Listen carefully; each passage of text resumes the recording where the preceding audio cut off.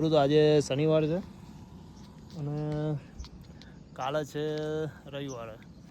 તો મિત્રો છે એવું કે કાલે રવિવાર છે તો રવિવારે અમારે વીકલી ઓફ હોય છે દર રવિવારે. અને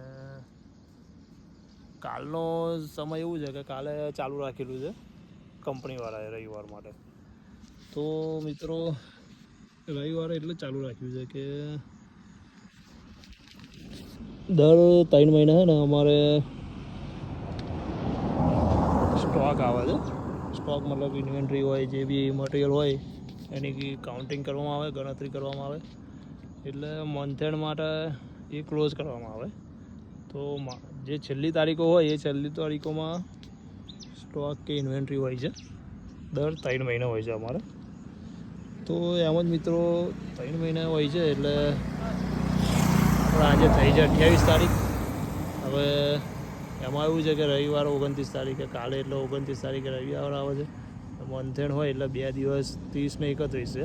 31 માર્ચ મહિનો છે એટલે 31 તારીખ હોય. એટલે 31 તારીખે સ્ટોક છે એના માટે અમારે 1લી તારીખે રજા લીધી છે.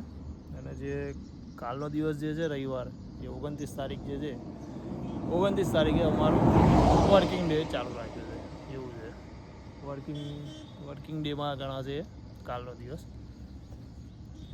એટલે મિત્રો નોકરીનું બધું આ રીતનું છે કે ભાઈ તમે નોકરી કરો તો હવે નોકરીના જે કાયદા કાનૂન છે એ પ્રમાણે આપણે ચાલવું પડે. તો મિત્રો આ છે આપણે કાલનો પ્લાનિંગ કે રવિવારે ચાલુ છે. બસ હવે રજા તો હવે આખું વીક ભરીશું પછી મળશે. અને જો આપણે પાડીએ એ આપણી રજા, બાકી તો કંઈ આપણને રજા જેવું છે નહીં. એવું છે મિત્રો. મારી ખાસ એમરજન્સી હોય કે કંઈક જવાનું કે કરવાનું હોય ત્યારે જ આપણી રજા હોય છે.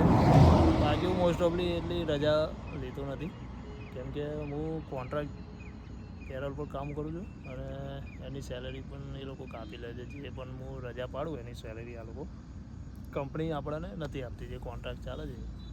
એટલે મિત્રો આ બધું વિચારીને કામ કરવું પડે.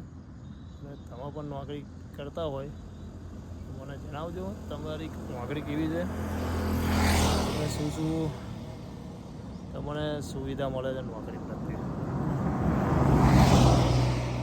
બસ આજ મારે આટલું જ હતું. મળીએ નેક્સ્ટ વિડીયોમાં. વિડીયોને લાઈક કરજો, કોમેન્ટ પણ કરજો અને બને તો શેર કરજો. જય માતાજી.